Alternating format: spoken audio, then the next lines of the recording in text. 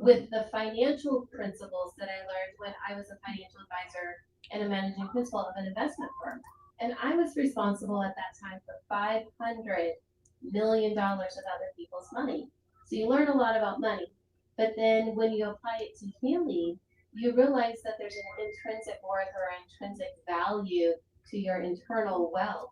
And so what I wanted to do was take my first book, which was called Financially Fit, and translate it into a self-help novel so it was relatable to every single person so you could have those aha moments and go, wait, that was me, or I was in that situation too. And then you can see how the main character, Crystal, moves through the story for her own self healing to really create that inner wisdom for financial success. That's so amazing.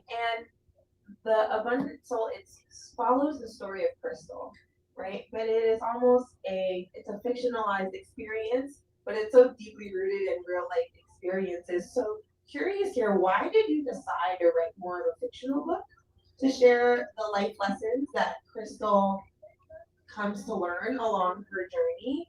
And how has that resonated with your audience?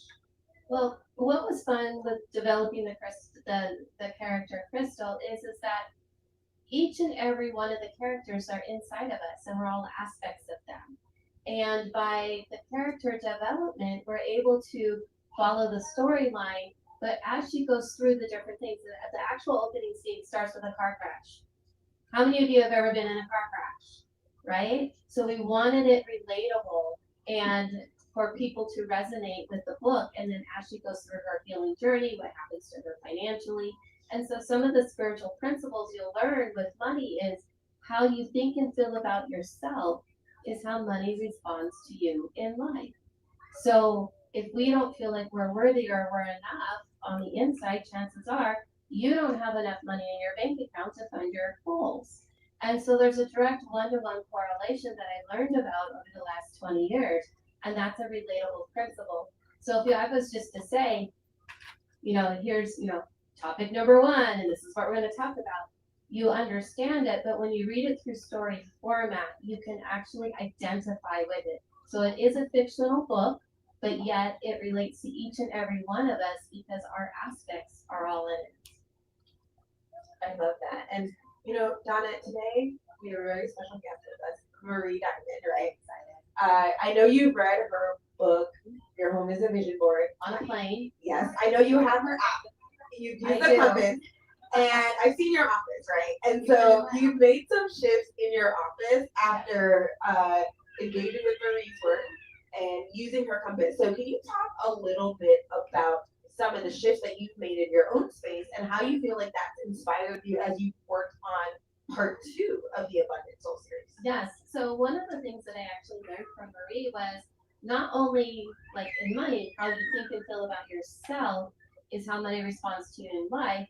How you think and feel about yourself spills over into your home environment.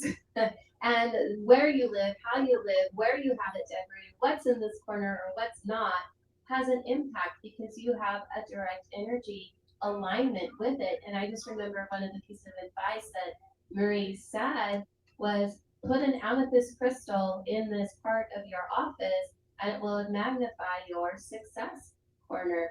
So the very next day I dragged not a tiny crystal, but a 223-pound geode into my office and put it there. And then from that moment forward, my entire life changed because I followed her one abundance principle. So it really sets it up for the next book that will be coming out. It's harnessing the mind's power for mental wellness because of course your character has to have more trials and tribulations. So we'll talk about mental health in that book. I love that. And I think it's just a testament to the power of making one small or heavy, in your case, shift, right? Go big. Just go big or go home. Right. Go big or go home. It is a gorgeous amethyst crystal that is in your office, but it really has shifted and it has expanded the vibration. And so when you think about shifts, when you think about transformation, they can feel heavy sometimes, right? Because it's encouraging people to change an aspect of their life or to carry something literally heavy up into a new space. What are some of the principles that Crystal has learned along her journey that are kind of subtle hints about how she can transform, but still very impactful for her? That's a great question because I know this is the first book, and my mind is my next book's coming out here within 30 days.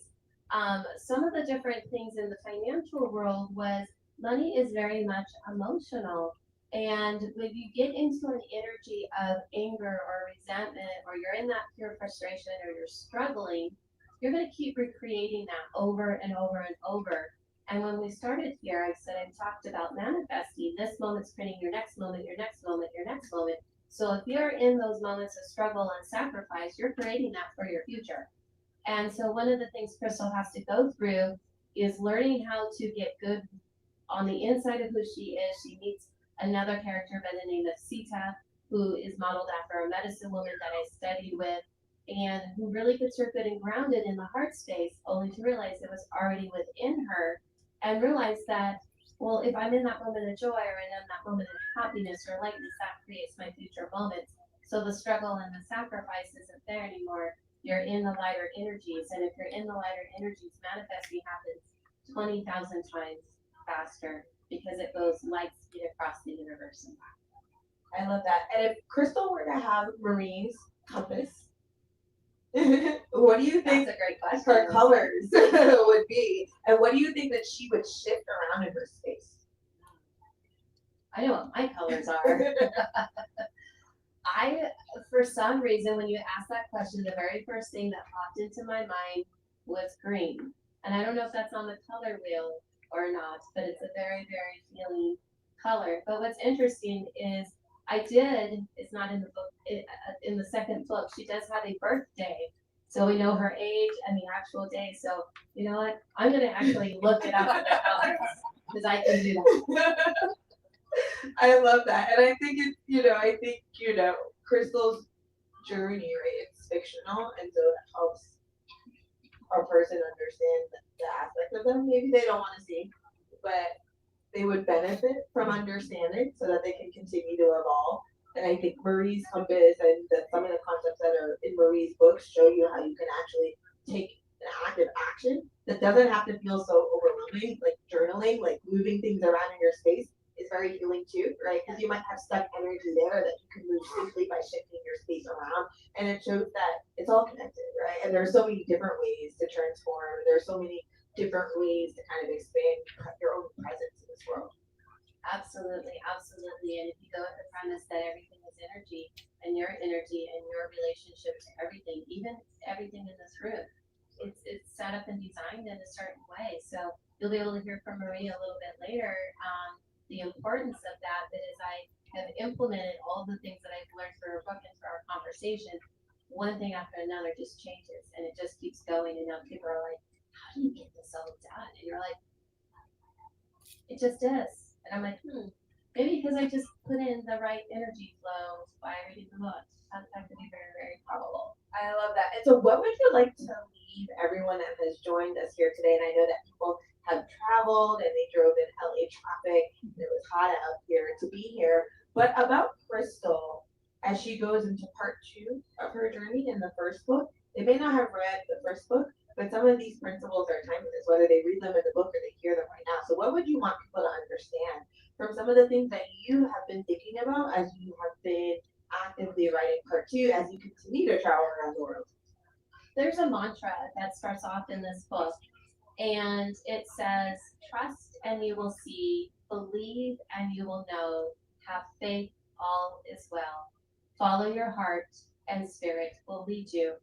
And there was a time in my life where it was very turbulent, and that was a mantra that I wrote for myself that I openly share with the world now to get myself through those hard times. And by following those principles, trust and you will see, believe and you will know, have faith, all is well. Follow your heart and spirit will lead you. Wisdom comes when you do. So in the second book, coming out, harnessing the mind's power for mental wellness, there is a different mantra in the beginning of the book, and you will find as you read the story how that mantra pertains to Crystal's life and how she integrates it and what she does with it. And the same for the second book. There's 3 more books after this that will be coming out, and they will each have their own special mantra for each of the different topics you go through. I love that. And Donna, what haven't you shared yet about the entire kind of experience of writing The Abundant Soul? I think a common thread that is a nuanced one, I would imagine, is that you literally were in different chapters of the books in different areas of the world. And so, what is something that you haven't kind of shared with us here today that you would like us to know, and maybe from the perspective of traveling globally while you've been writing? That I found the words translate across all cultures and all times and resonates to all of the people because we're looking at it from a universal perspective. And I'm going to say that as a writer, like Shakespeare, you are the author of the book, but you're also an aspect of the character of the book. But then when you're writing, you go, oh, this person kind of reminds me about this friend I have, so I'll put this one element in. And then over time, the characters just take on their own life form, but yet they're still you, they're still me, but they're their own energy and their own entity. So it's like being an all and the aspect of all at the same time. Being in all, in the aspect of all at the same time. That's really, really good. I'm curious, if Crystal were to ask Marie Diamond a question, what do you think it would be? Oh, that is a great question. In the second book, do you guys want a little prequel? She has a moment, she destroys her house from the inside out, trying to get out. So when Marie is up here, she can answer that. What would be the very first thing you would tell somebody to start rebuilding their house on the inside after they are done sweeping up the glass all around? What would be one positive change to move forward? That is a great question. We're gonna have to remember to ask Marie that in a little bit, because that is actually a very, very fascinating question to ask about the rebuild. Yes. I did not think about that writing the book, so that might have to be in book number 3. You're still writing the book. I think there's time. We'll see. Amazing. So, for those of you that have been listening, what, if any, are some questions that you have with Donna and with the character Crystal that she wrote about in the book, The Abundant Soul? Misty, I would love to start with you. What is a question that you would want to ask Donna about her book, The Abundant Soul? How does The Abundant Soul help business owners? Ooh, I like that. Well, Crystal, of course, being a corporate trainer like many of us were before we moved into the world of entrepreneurship, goes through the different changes a corporation would go through and have to navigate all of those different things. And you're really trading your time for money when you're working for a particular place. So really, what and how can we use those principles to really step out of that, step out of the what people call the rat race or the grind, to really start living your life on purpose and leave the job at the job, home at home, and really start going on that healing path and that journey. I love that. That is so beautiful. We have time for one more question here. So, Tiffany, what is the question you would want to ask Donna about The Abundant Soul? If someone was in a scarcity mindset, how could they shift out of it? That's a very, very long answer to a very simple question. But real quickly, to give you an idea, and one of the techniques that Crystal actually learns is a breathing technique. And so if you're in a scarcity mindset, what is the opposite of that? You might want to think of plentifulness. So you're just going to breathe in, and when you breathe in oxygen, all the good things your body needs. So you're going to breathe in the word plentiful or abundance. And you're going to bring it out the word sacrifice. And you're going to just breathe in and breathe out while you're thinking that for a good 3 to 5 minutes. And then that will give you a physiological change in your body. Sacrifice starts leaving and the abundance starts coming in. Thank you so much, Donna. Oh, we have one quick question from Crystal. How do you think writing The Abundant Soul has allowed your voice to become more abundant as a student? That means it's going to be a good answer. You guys get out one more time. How do you think authoring The Abundant Soul has allowed your voice to become stronger as an individual? How your voice becomes stronger, not in this moment. I need some water. is that when you have the words and they're all in your head, and then you have the ability to write them in a story format and actually ground them, then it anchors them to the earth. And when it anchors them to the earth, what I have found is, thank you, is the ability then to start speaking those words. Oh, one moment. And then when you start speaking those words, what happens next is you can go out, you can share the principles, you can speak in front of audiences, and then you can start transforming the audience as a group instead of one person at a time, because you have the strength to say it. And I think by writing, you have the ability to anchor to the earth, ground it, and then you start speaking it, and then your voice, because there's vibration and frequency to it, can act as divine healing, and words matter, and the intention and the undertone with them. So I think by writing it, it gives you the permission to move forward and speaking. And as she spoke those words, her voice got more clear, and that was the embodiment of her answer. Thank you so much, Donna. Appreciate Thank you. it. Thank you.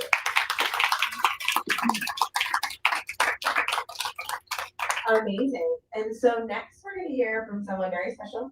Her name is Tiffany Cano, and she is the producer of the upcoming film produced by the Los Angeles Tribune called The Pillars of Power.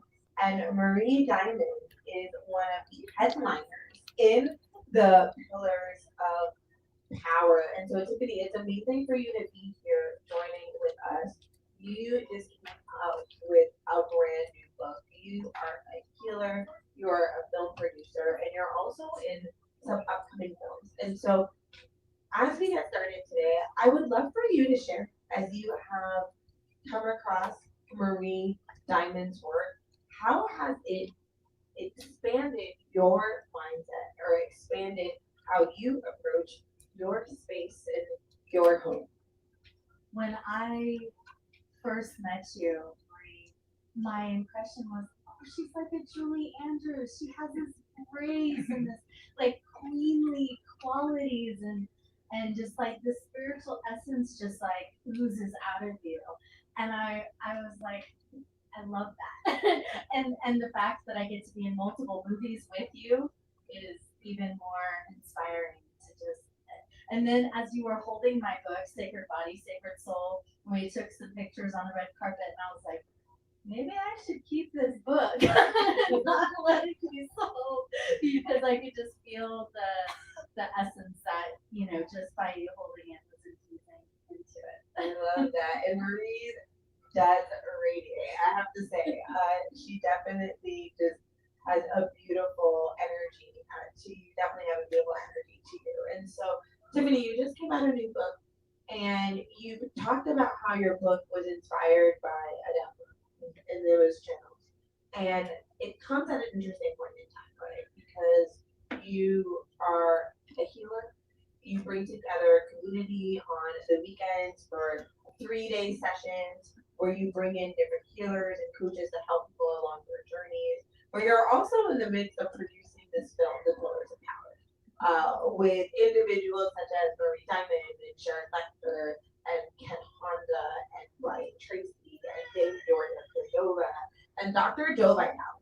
And so you've been around, right? So many amazing and beautiful messages and so many amazing and beautiful healers, and you've been inspired to write this book. So I'm kind of curious, right? This is kind of a long-winded question here, but I want to give people the kind of context of all of the things that you have going on in your life that were going on as you wrote this book. So how have your experiences played a role in how you have approached writing the book? Maybe not the words in the book just yet, we're gonna get there, but how you even approached writing the book, given you've been around all of these kind of visionaries and luminaries and individuals that are really shifting consciousness around the world.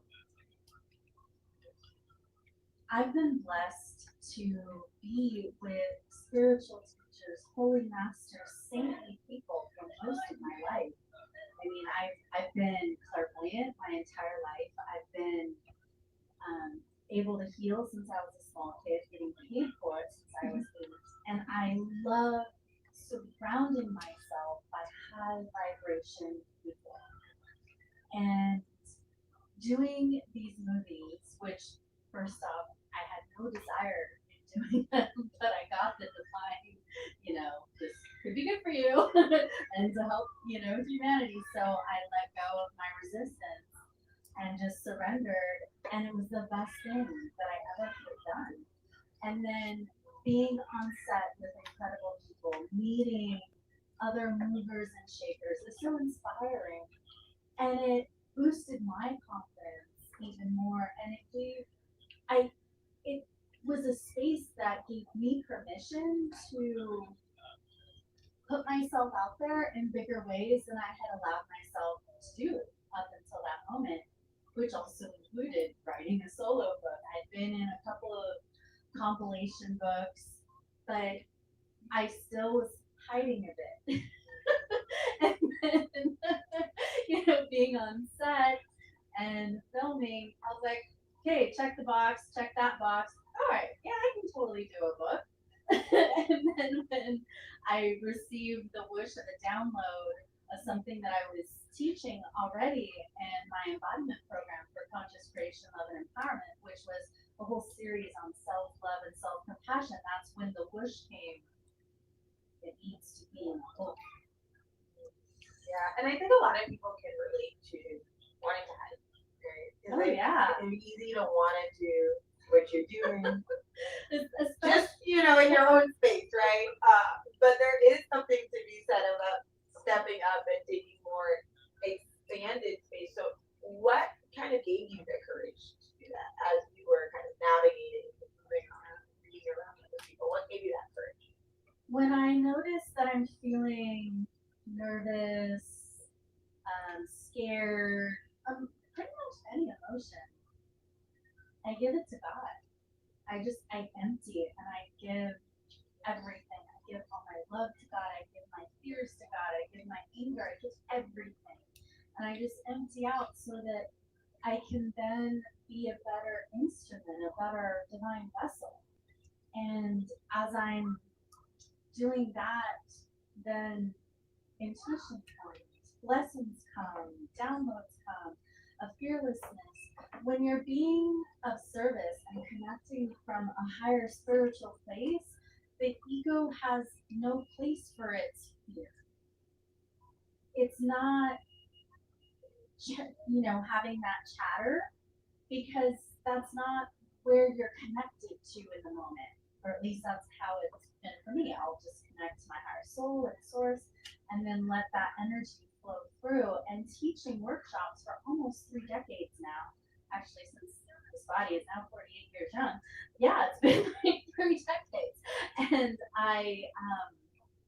that's my practice. I meditate and I get empty. I love that. So I'm curious because Marie's here. She's going to talk about her book, Your Home is a Vision Board. So as you've been writing, as you've been creating with all of these products that you've been working on, have you made any changes to your space?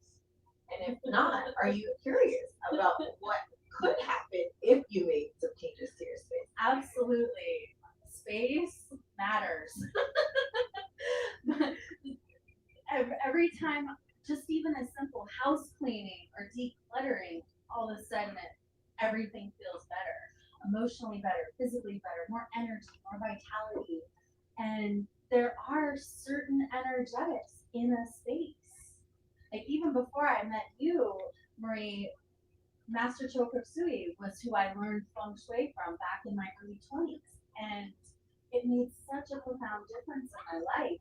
I mean, abundance, prosperity, openness to creativity all came forth when I would,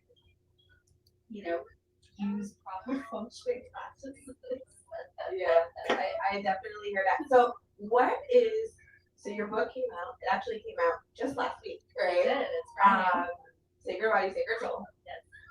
What is it that you want people to be aware of in your book, in terms of how they can further connect with themselves? It's a healing journey.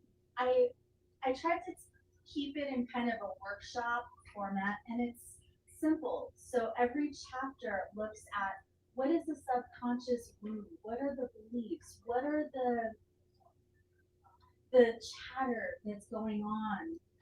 And then I went through a series of those common ones, like for example, you know, my worth is based on how I look as like one possible phrase. And then going in and doing the deeper inner work around feeling valuable, feeling whole, feeling loved, feeling beautiful, no matter what your physical body temple looks and feels like.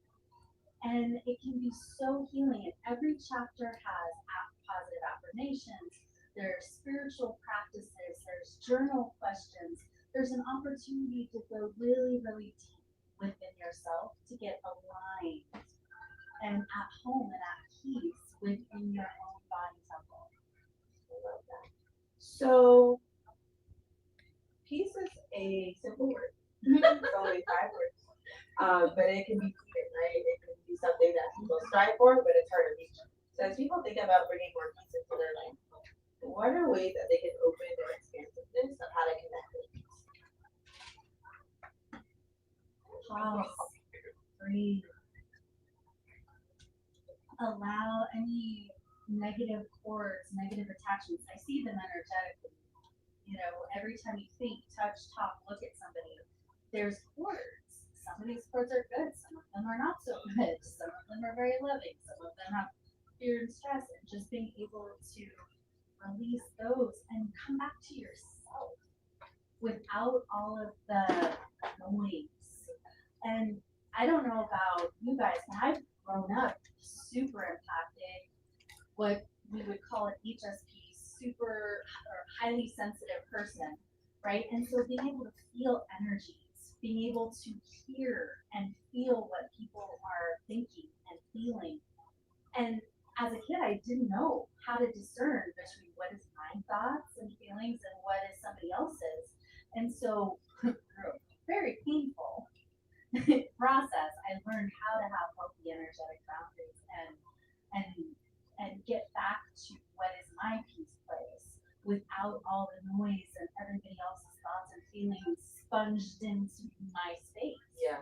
And that was very empowering. And I teach a lot about that now. That's what I can definitely resonate with that. It makes me think of a question I'm going to want to ask Marie later because you talked about, there was a point in time where you couldn't figure out what was other people's stuff, their energy, and what was yours. And I'm curious if later on Marie could talk about how when we're walking into spaces or people have been in our space, how do we clear some of their energy out so that we can reconnect with our own space and our own energy here? I'm kind of curious. Crystal, what is a question that you have for Tiffany about connected to the sacredness of yourself, to your soul, and to peace? Because I know that's something that you kind of really connect with in your own work. I would love to hear Tiffany's opinion on what it feels like when you have that intuitive hit versus the resistance in life. Like, how does she tune into those feelings and emotions, and when does she know when to avoid certain things? Okay, so when we talk about intuition, I discern it between higher intuition, lower intuition, because we can feel things and think that it's intuition. So for example, when you're growing on your spiritual path and you're evolving, typically the gut feeling starts first. You feel it in your gut and it's tangible. It's there's a visceral physical sensation that comes with it.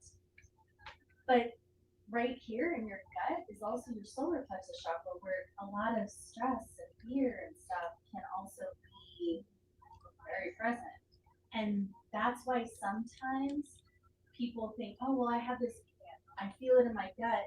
And sometimes it's accurate and sometimes it's not, because it depends on how clean you are. Like if your solar plexus and navel chakra are very dirty, that doesn't necessarily mean that the message that you got was 100% accurate. So it might only be partially accurate. Then as people grow spiritually, their heart chakra becomes more open. And there's been so many studies with heart math, for example, which shows the intuition of your heart. and it starts to feel softer, more loving. The frequency of the messages are a little higher, more refined.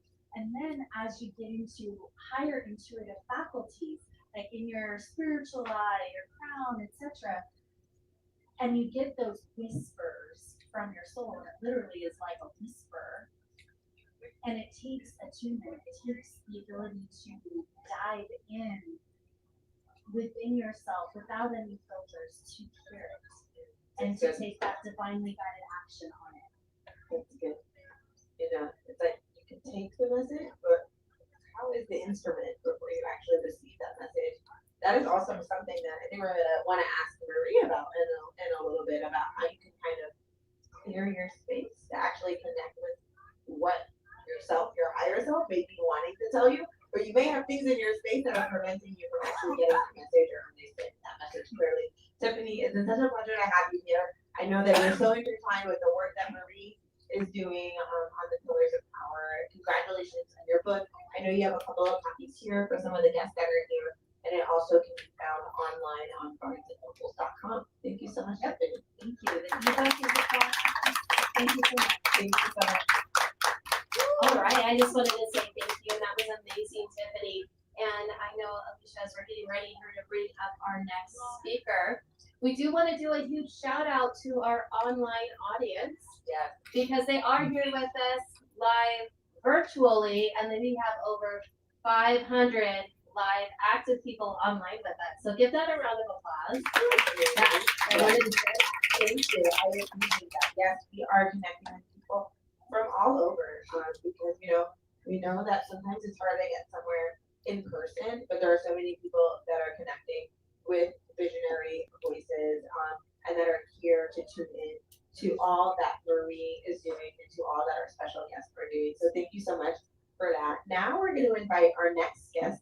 His name is Art Geiser. He is the founder of Energetic NLP. He helps people connect with the magic in their lives. And he is someone that has really been working to help people understand kind of the magic within. And so Art, would love for you to share a little bit more about energetic NLP is for those that may not be familiar. And what inspired you to go down the path that you've gone down with the work that you do, the videos that you've created, and the community that you've really garnered? Well, thank you. And Yep, you're on. okay, there's really a lovely group energy here and from our speakers, and let's make it even better. So energy follows your thought and intentions. Let's imagine we're in a giant gold ball of energy, and that includes our live streamers. So thank you. And again, and people make energy work way too difficult. So let's just imagine we're in this space, and let's put a magnet up above the building. Let it clear any energies out of here that aren't for our really helping us. It's not that they're bad or wrong, but let's just let any energies go that aren't really moving us forward in life. And then just pretend all these beautiful colored energies are coming in that will help all of us, a whole symphony of energies, and whatever's occurring in your life, and clearing what blocks you and helping you move forward in your manifestation. So just, and don't try to do it right. The key to all this is imagination. If you were 5 years old and I said, fill this room with sparkling gold energy, I'd have to put sunglasses on. You wouldn't go, she's doing it better than I am, or am I doing it right? So just pretend you know how to do it, and while you do, but just fill the room with beautiful energies and really let that divine love come in.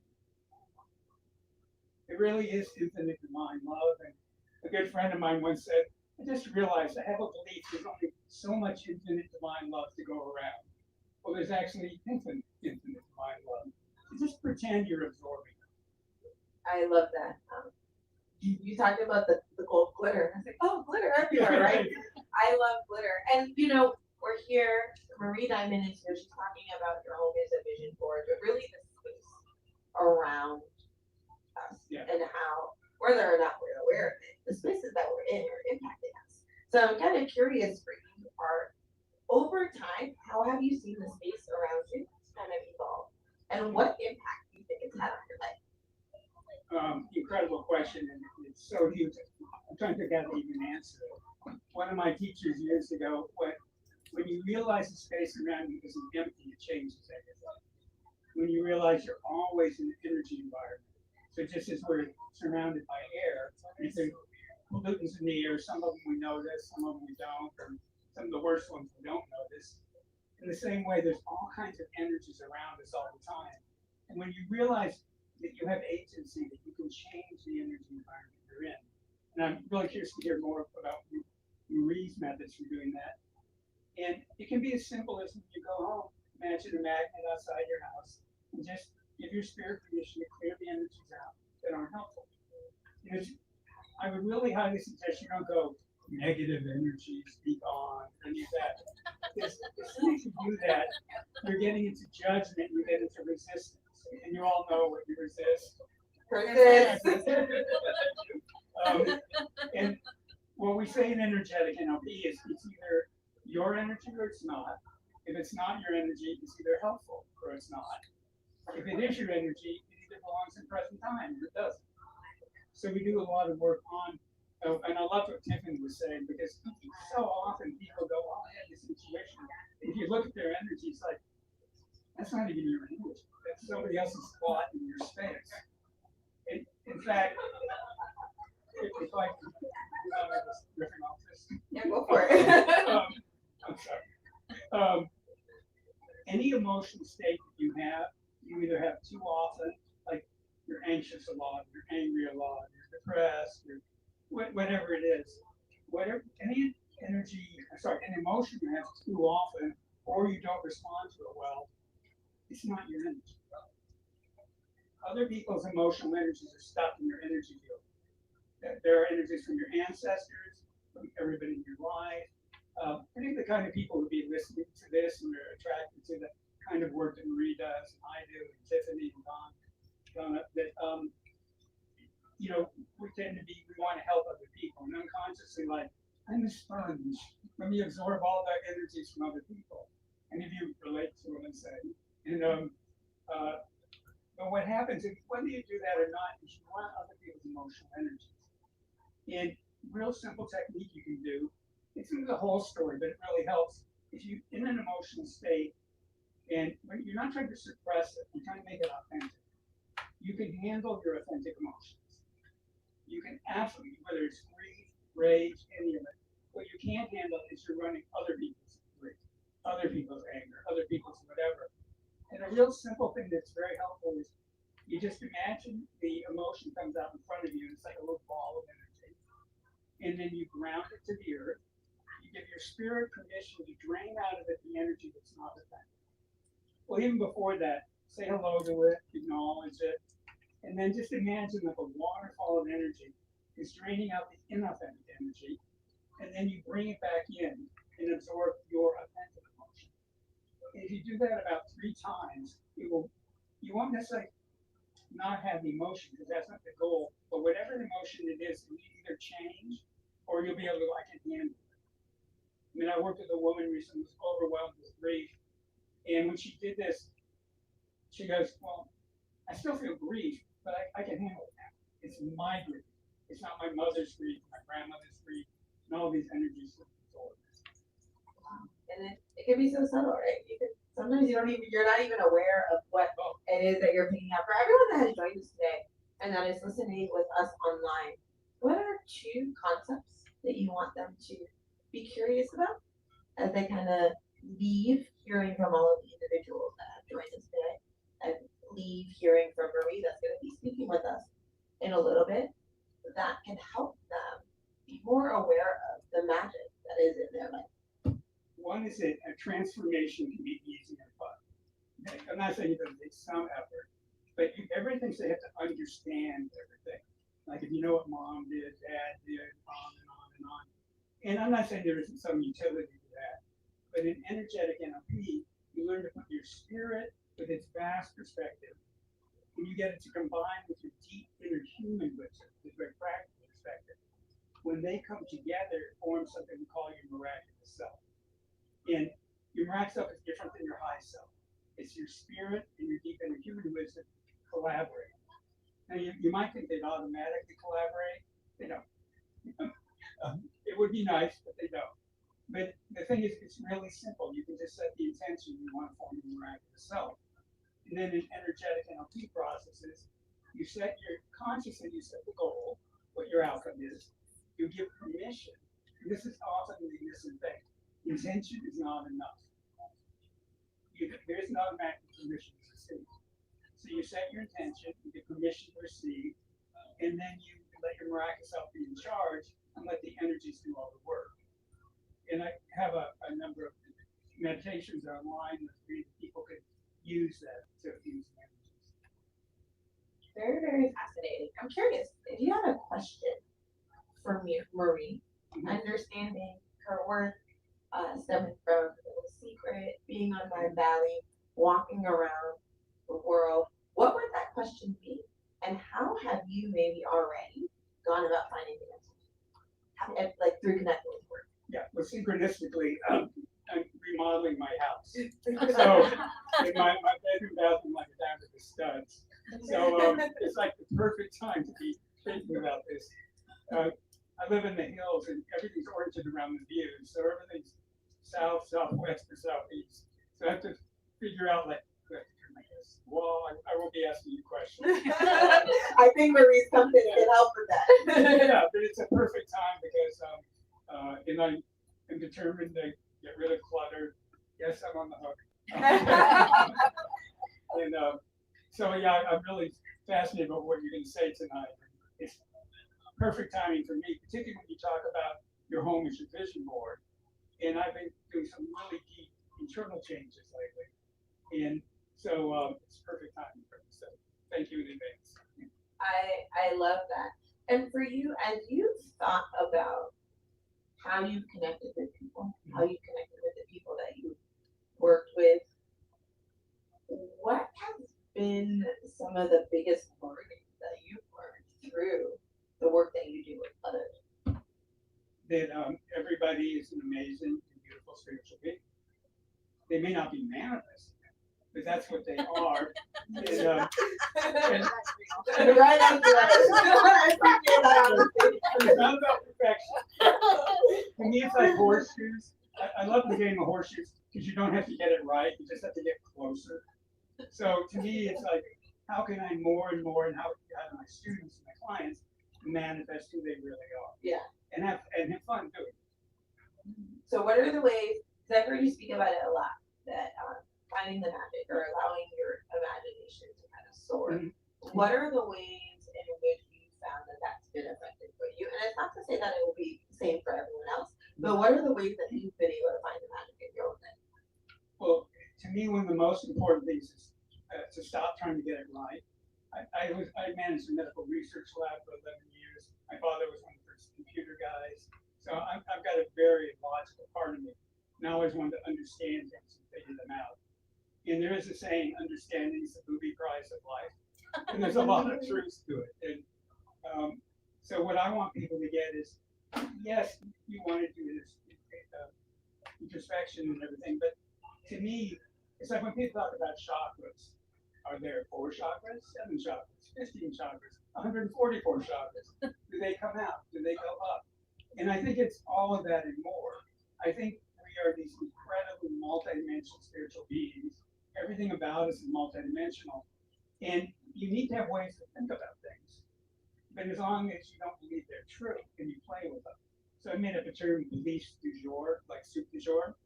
So this is what I believe right now. So to work with your beliefs and not be attached to them. Because I don't know about you, if somebody told me 10 years from now, you'll believe exactly what you believe now, I would be really impressed. I'd be like, I mean, I didn't learn. Right. So if you free yourself up to like, you don't have to get it right, the more you're guided by your miraculous self, things will just happen. That's really good. Beliefs du jour. Thank you for that. I'm definitely going to think about that. Well, it has been such a pleasure having you here with us. And I'm going to re-invite you in just a little bit when we hear from Marie to ask her a couple of questions about the bathroom, right? I can imagine that everyone is remodeling their bathroom right now, but I think everyone probably spent time in a bathroom and can learn a thing or two. So we have to make sure that we ask Marie about that. I'm not giving up the heated toilet. no matter what you say. I'm glad that. That is too good. Well, thank you so much. All right, appreciate it. There we go. Okay, and Art does have some of his books here. The Untold Secret to My Transformation, and Art will be here with his book. Amazing. So now I'm going to invite our last guest who's going to be joining us before Marie comes. And this segment is going to be very special because it's all about kindness and bringing more kindness into the world. So I'd love to invite Renee Dutton to come join us today. Renee Dutton is an author. She is the founder of the Global Kindness Movement, and she is the author of the book, The Sunshine Effect. And she is also one of the co-creators of the Kindness Effect. And so, kindness is something that we can all benefit from experiencing, from giving, and for celebrating. And so, Renee, we're going to talk about your book in a little bit, but can you talk a little bit about why you started the Global Kindness Movement and what your belief du jour is about the Global Kindness Movement today? Thank you for that, Art. Well, let me start with a question. Who in this room thinks that we could use a little more kindness and compassion in the world right now? Yeah, me too. And this is actually something that I started about 10 years ago. Part of it is in my book, part of it is in the other businesses that I've had, where I realized you just do the littlest thing and it can change somebody's day. And it has just been a passion of mine because it just feels good. It feels good to me. And I've been putting out kindness challenges of the week for years. But now, no more time for dabbling in this little stuff because the world needs massive movement. The world needs massive action. And I'll get a little religious here and just say I was on my knees and said, okay, God, this is huge. If you want me to do this, you need to show me. So I called the CEO of the Los Angeles Tribune and I said, you want to go in 50-50 books and compilation books? Done, sure. And then magazines, and then docuseries, and then personal quotes. It's just, the world needs this. And thank you to Alicia. I'm working with Alicia a lot. And you know what? I don't think you get enough love. You are the calmest, sweetest, most emotionally mature 30-something year old. Thank you. So yeah, that was a long-winded question. Well, thank you. And I mean, when you think about it, there is so much going on in the world. And, it can mean so much to share a kind act, to witness a kind act, to experience a kind act. I think we never know what people are truly going through. And kindness, it always wins because it can only expand, someone's heart. And it rarely detracts from their heart. And so when you think about what kindness is and how people can heed that call to action to put more kindness out in the world, what really comes to mind? Well, I don't think kindness is something that you necessarily have to plan. There are opportunities all the time. Every day I see something. There was a woman on the scooter that couldn't reach the groceries at Trader Joe's. And I helped her with that. And I left just feeling lighter, feeling better. I think anytime that you can get outside of yourself, and the fastest way to do that is to help somebody else. So I just realized how I've been through a lot in my life. You can read it in the book. The book I didn't necessarily want to write, but I know that we learn things so that we can help people, so that we can grow, and so that we can maybe shorten their pain. And I did learn that kindness is the quickest way to grow. It really is. And Renee, I mean, your book is phenomenal. The Sunshine Effect. There are a couple of copies here. You talked about your journey, right? There was a point in time where you didn't have a voice. You couldn't use your voice. You couldn't speak. now here you are screaming from the mountaintops that kindness is a global movement. And so, what were some of the thoughts that were going through your mind back then, if you would bring us along with you on your journey? And why do you think that that makes the work that you're doing now around the global kindness movement and around the kindness impact that much more special or that much more meaningful to you personally? Well, there were 9 months where I had no voice. I walked around with an iPad. I was having a hard time getting air. So they said, we're just going to laser open your trachea and you'll be fine. It paralyzed my vocal cord. I had a total of 6 surgeries. Actually, just had one more. And they said, you'll never speak again. You can't get the laser into that small area. And I got this moment of peace, no more. Nobody's sending minutes for my life, and I'm gonna be okay. I went home, and I was okay. And I believe I lost my voice because I wasn't using it. I was playing small to stay safe, to keep the peace. I don't like phone play. I'm over it now. I mean, I still like it, but we all need to use our voices, and but in a beautiful way.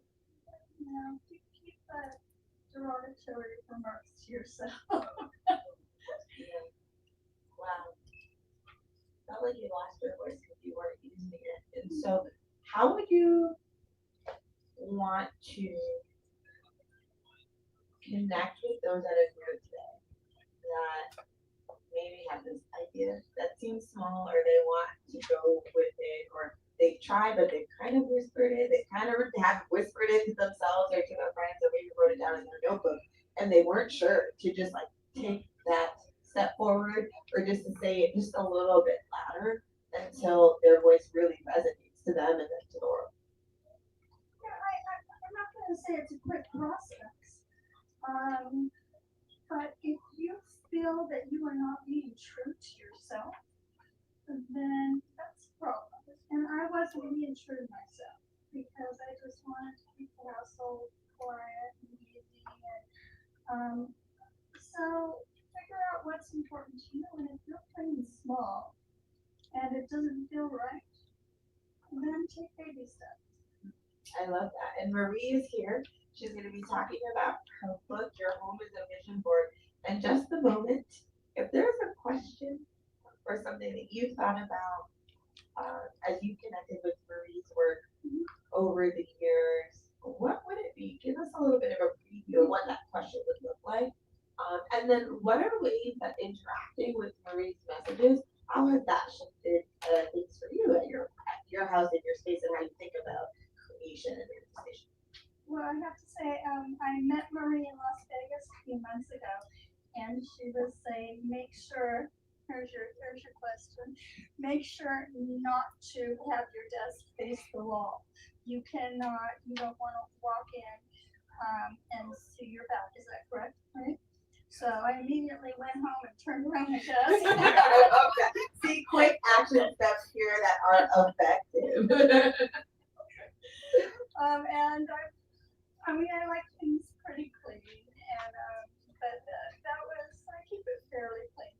But that was the main thing, was turn around the desk, and I'm not kidding you, checks have been coming in now. So the practices do work. And where is an area? Because we heard from Art earlier, curiosity around the bathroom in the home. But what is an area in your home that you have an area of curiosity around? How can I maybe shift the space in this room to create a different experience or a different feeling in your life that we can kind of explore when we speak with Marie? Okay, this could be totally off, but you may know the answer. When I wake up in the morning, I like to sit in my chair and have my coffee and look out the window. But it's right next to the modem in the Wi-Fi. Is that bad? We are going to answer that in just a moment here. And Renee, we talked a little bit about your story, your experiences, and really finding your voice and walking in it, and we talked about kindness, but if there are two learnings that people can get from reading your book, The Sunshine Effect, what do you think that those learnings would be? Mindset matters.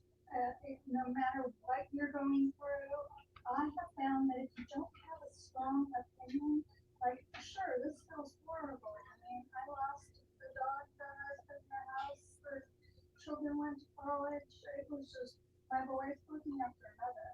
But if you get to the point to where maybe there's something that it's trying to tell me, maybe there was. Maybe something good is going to come out of this. Then you just feel so much better and you're so much more at peace. I love that. Thank you so much for sharing, Renee. So Renee is really active in getting people to share more kindness in the world. And so you can connect with the kindness impact at the kindness impact on Instagram. But the kindness impact is a movement of that kindness inspires more kindness, which brings more love into the air. So encourage you, like you said, kindness doesn't have to be planned, but it's something that everyone can be intentional about as they go about their day. Right, but I also feel like there are so many books and so much news that is negative that if we can all start writing about even a short little paragraph or a quote about kindness, and have it included in this coffee table magazine or in a compilation book. We're practically giving this stuff away for free right now because we want it to take off. And I just want to do a little shout out to Crystal Purvette, who is an official ambassador of the Global Kindness Movement. And if you have any questions about the Kindness Impact books in collaboration with the LA Tribune, you can talk to her or me. Yes, amazing. And Crystal is also an author. She has her book, Crystal Clear Mindset. And so she doesn't have them here today, but if you're curious about her book, you can also find that online. Thank you so much, Renee. We appreciate you, and we appreciate you for bringing more kindness to this event and this experience. Thank you. Thank you so much. All right, so I am going to be joined here by my colleague, Donna Campbell. And we are so delighted to be here with our guest of the evening.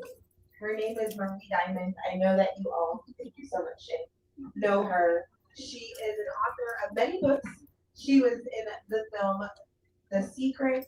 She has the app, the Marie Diamond app. You can find her work on mariediamond.com. And she has some really exciting news for you all today because she just launched a new interactive experience that we're going to be talking about today. But it's the Marie Diamond Network where she is on live TV connecting with her community all around the world. Marie has written the book, Your Home is a Vision Board. And you've already heard it here from some of our guests here that there are so many practical insights in the book that are actionable. And then when you heed the guidance in the book, things shift in your life. So I'm so delighted to be joined here by my colleague, Donna Campbell, as we further introduce Marie Diamond. Thank you so much. And welcome, Marie.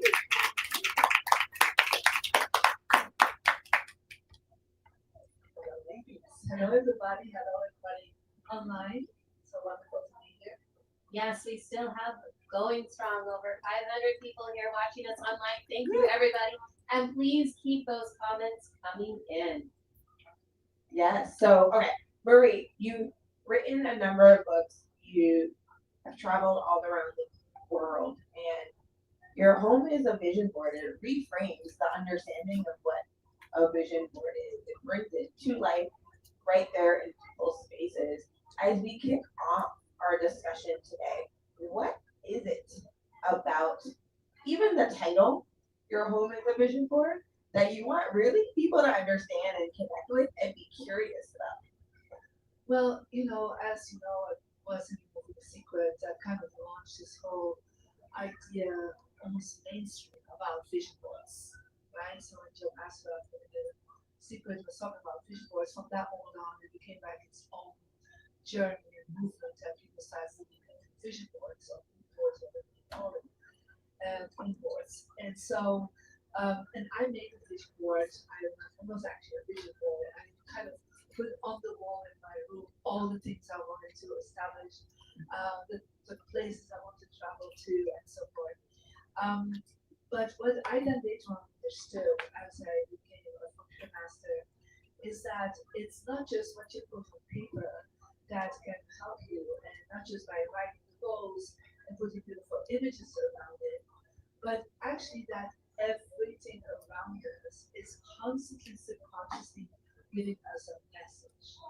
And if that's in your bedroom, in your living room, here in Florence, logos here, and the Grove, I mean, you can imagine all the messages we're getting here by all the millions, right, of messages.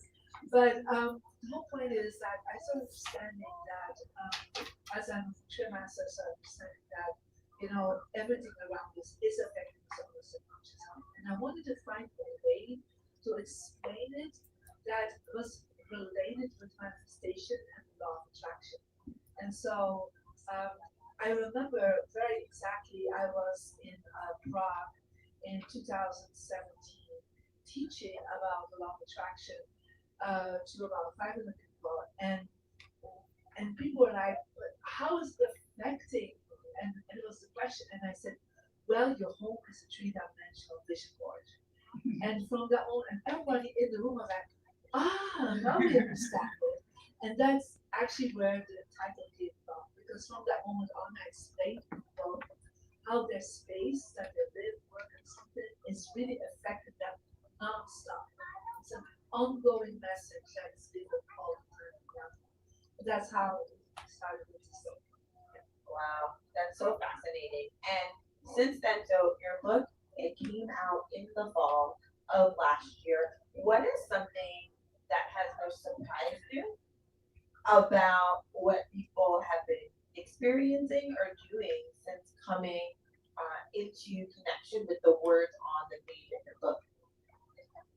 Well, it was written with a lot of love and a lot of blessings in it. And there were two things. First of all, I love the fact that people have shared it with so many of their friends. Like, they bought a book, they bought 10 more books and gave to other people. What I loved about it, because it was like, it's not just for me, I'm going to give it to my friend, I'm going to give it to my sister.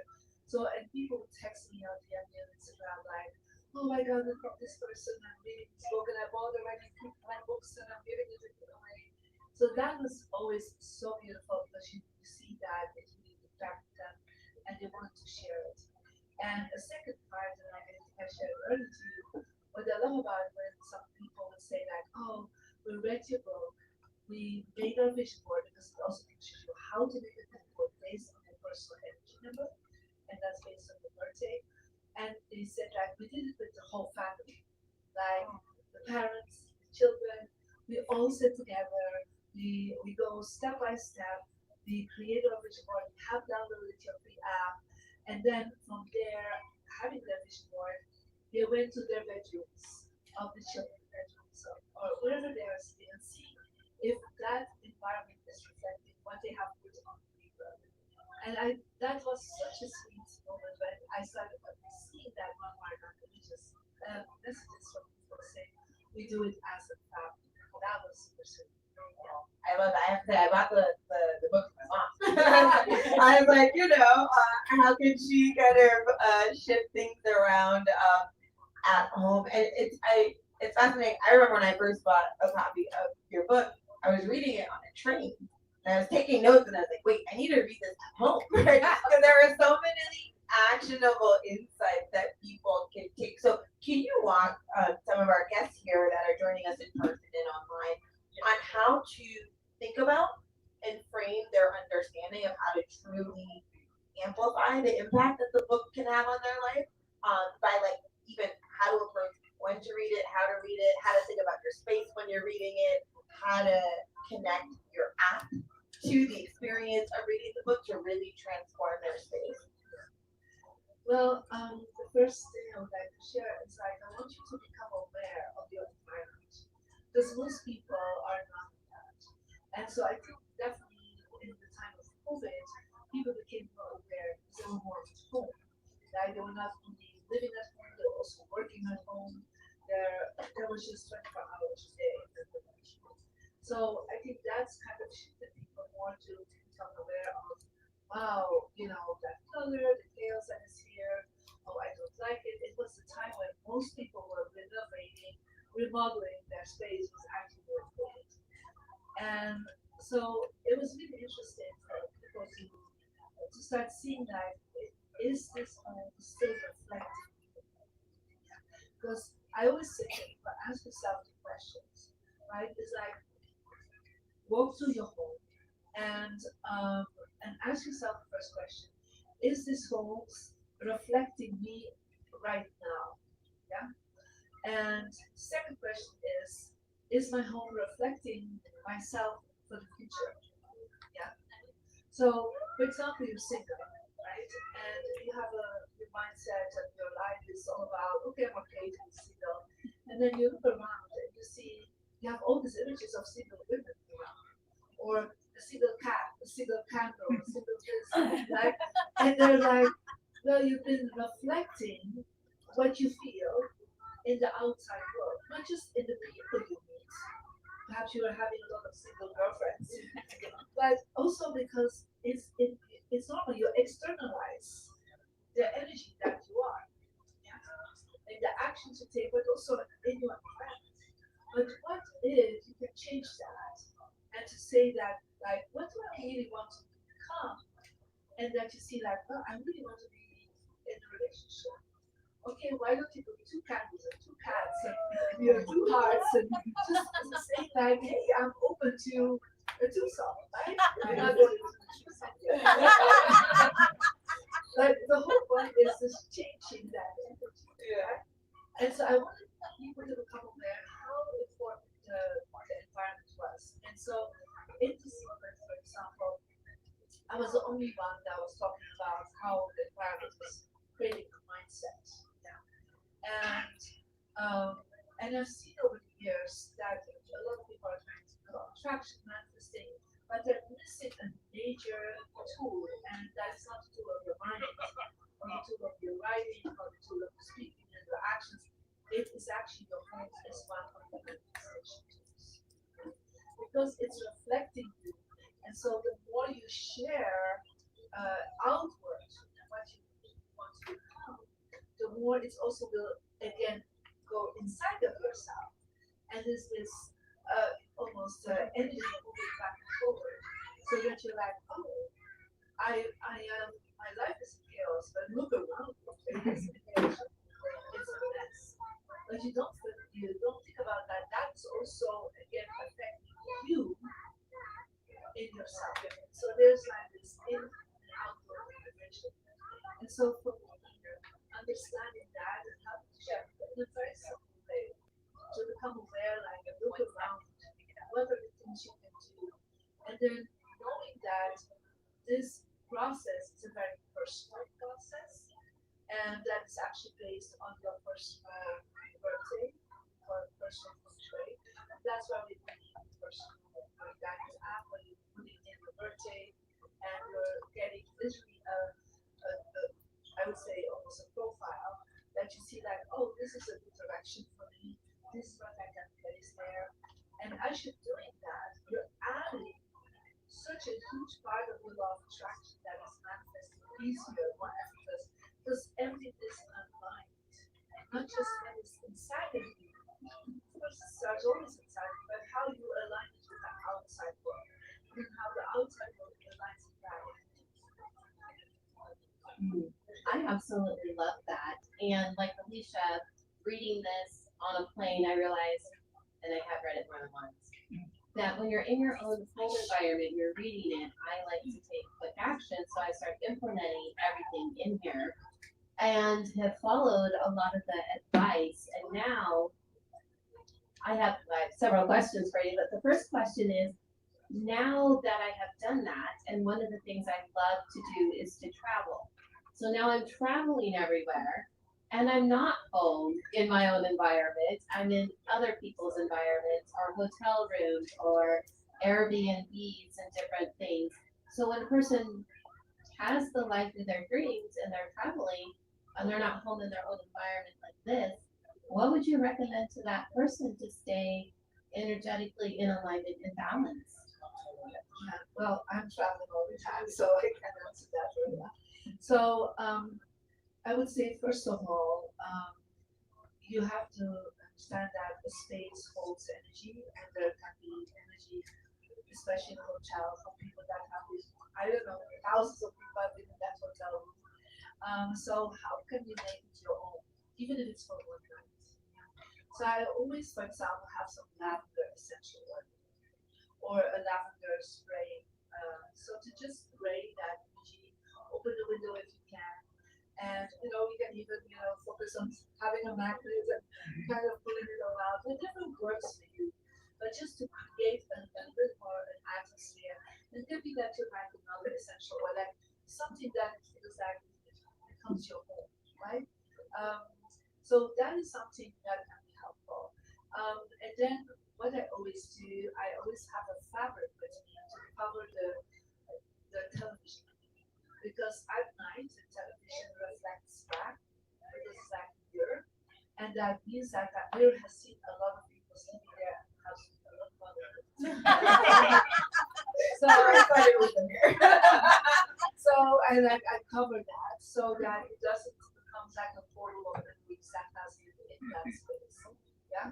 And so by doing that, it's really common from so much calmer, especially if you have a mirror. Even I have suitcases in front of it. I mean, I did have my vests over it. As the moment I did that, everything becomes more calm. And then, based on your personal, the app that you have and the engine alert, there is in every room there's success directions. So you can literally download the app, and then I have my compass, and my success direction is southwest. So I literally check every room, if it's an Airbnb or if it's a hotel room, where is my success direction?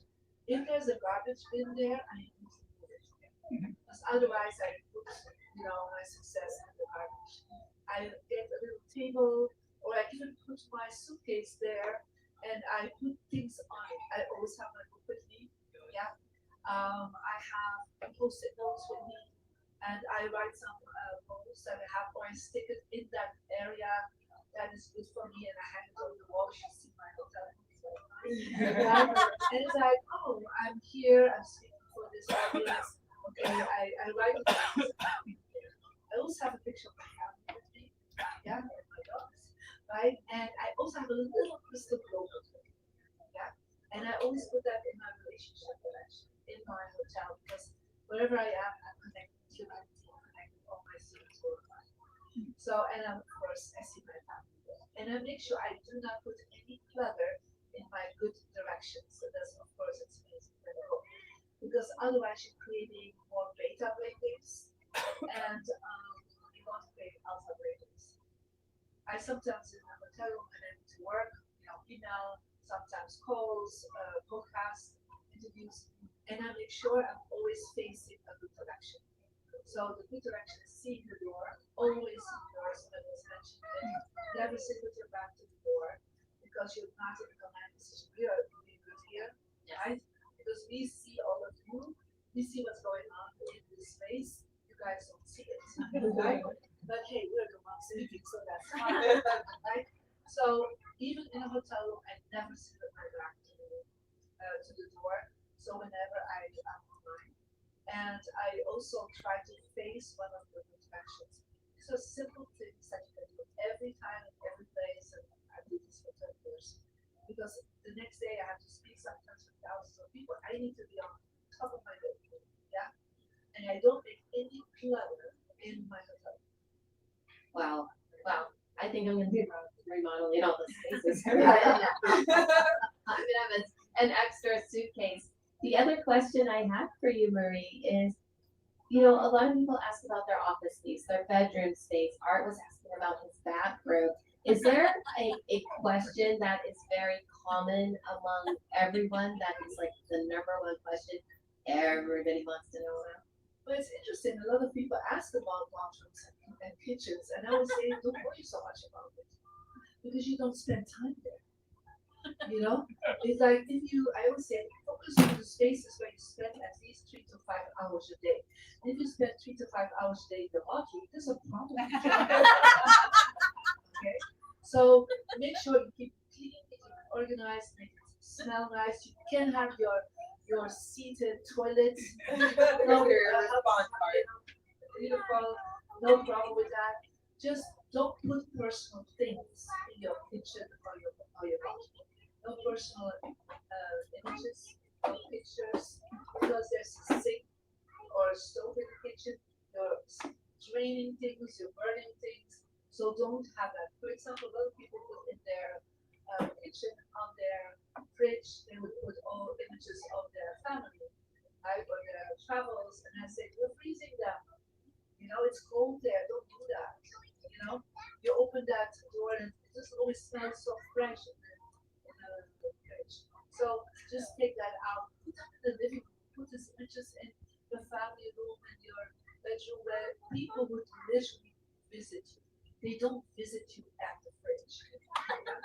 So it's just like this is people ask always this question. And I'm thinking, don't focus there. Focus on the living room. Focus on the office. Focus on the bedroom because that's where you spend time sleeping, working, enjoying your family life.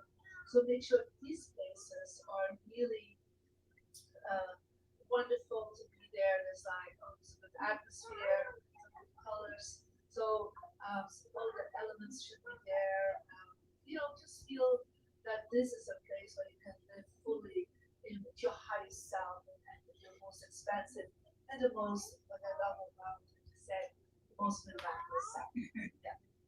Wow, so subtle yet so effective. You know, I think you could see the visual if you have a picture of your family in your freezer. You're literally freezing them.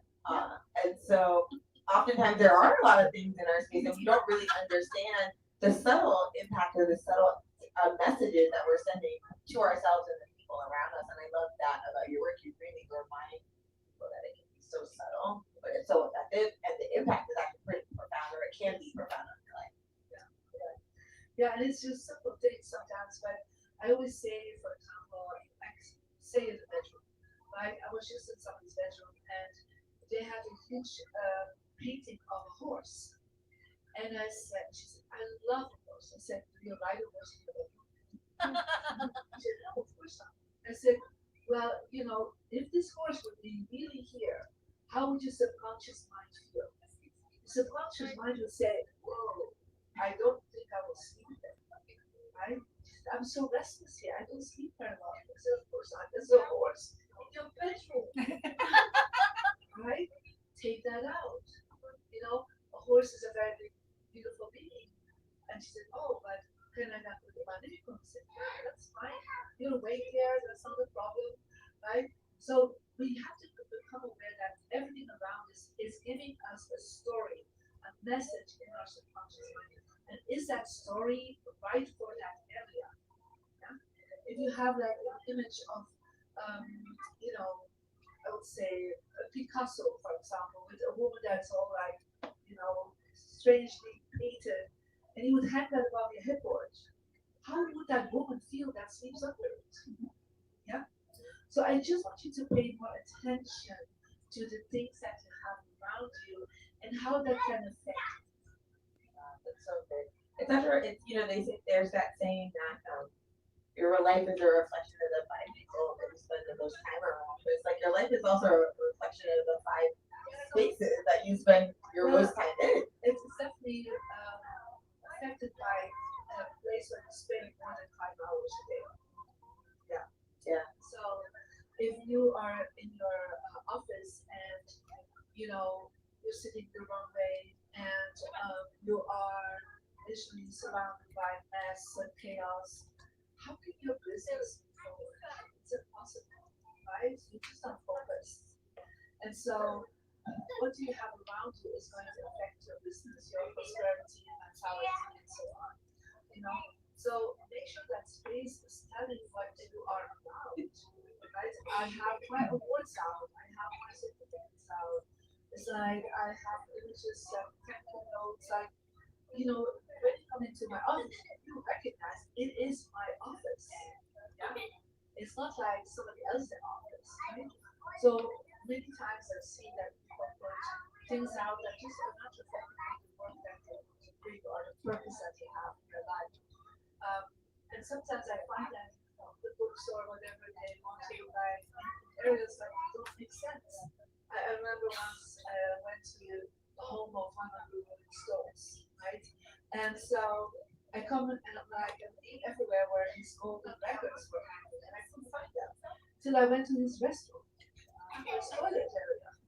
It was a very huge bathroom, and there were all his golden records. And it's like, how are you feeling lately about going on tour with the rest of your friends? And the also said, I don't want to go on the tour anymore. And I said, yeah, because everybody is literally doing something close to your golden records or your TV records. He said, let's move them out. And so 6 months later, he's like, I'm ready to go on tour again. Yeah. So because he now has it in his office. So it's in his visual. Yeah. Because we are all very visual, right? So if we have like even the beautiful paintings of our grandkids on the fridge, what are we saying to the grandkids? You're not so valuable, but if you frame it and you put it out on the wall, you say to that grandchild, you're so valuable to me. Yeah. So everything around you that is important to you, make it visible. Show it's not that you show up, you show up for yourself. Showing up for yourself. Yes, absolutely, and it makes me wonder too, because even when Renee was asking her question to you earlier about where she normally has her morning coffee, her tea, that you're next to the modem and the wires and everything. What can you do for that space there if that's the only space the modem gets plugged into? Well, some people are more sensitive to it than others for sure, right? And it is an electromagnetic field, right?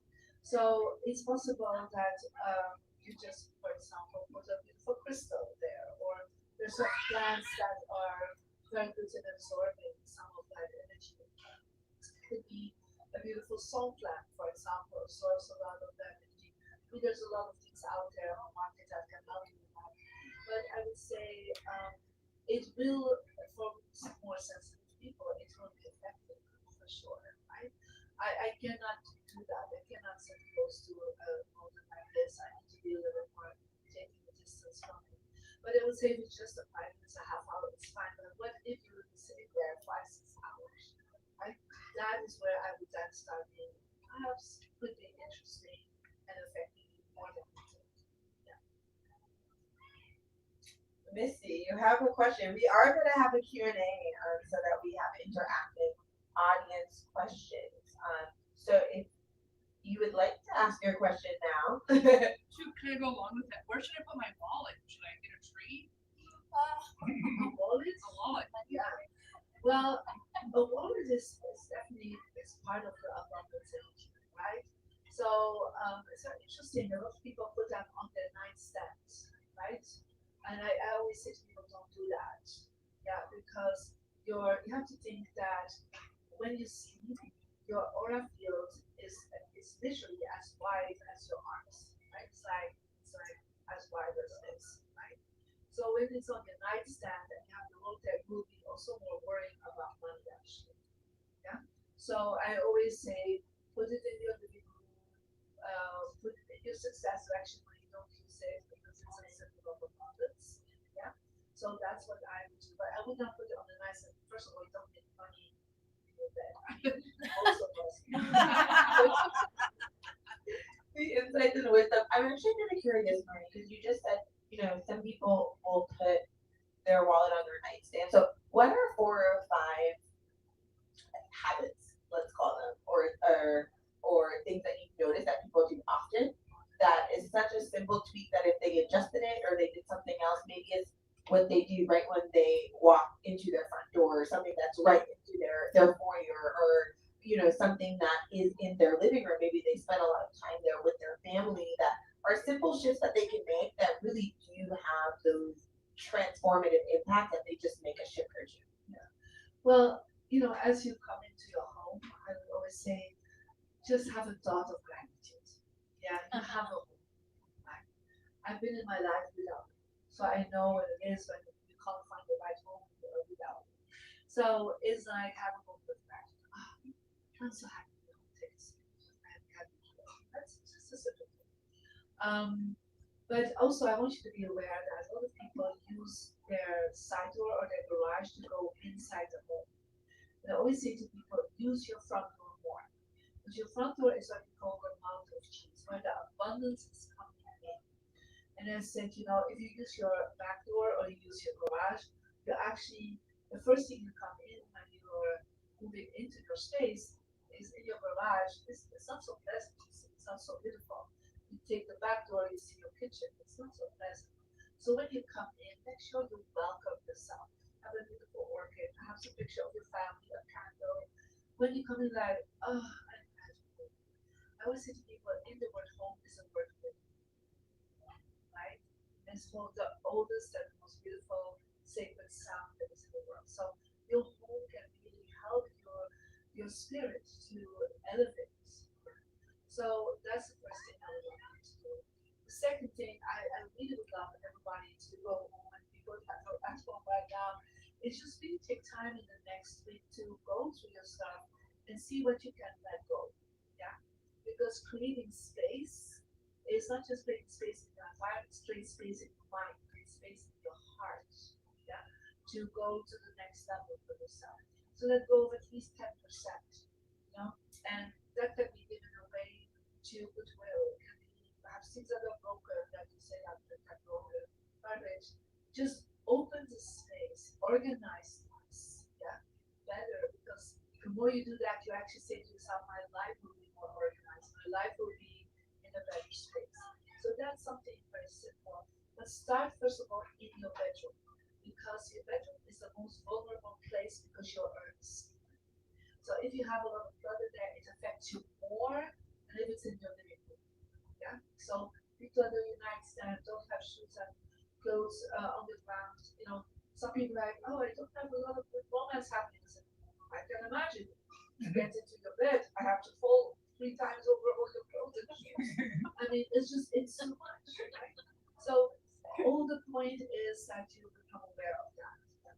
And then one thing I would definitely suggest is also to let go of everything that's broken, old, or dead. And I'm talking about dead plants, for example. Yeah.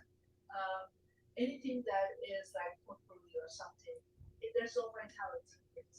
Yeah. So let that go. Right. Put some fresh flowers. I mean, it's great in the summer, bringing beautiful green into your space. Orchid, something that blossoming so that your mind and your heart is going to blossom too. Those are so good. I see people taking notes here. Those are so good. And Bree, you travel around the world, right? And I love Donna's question earlier.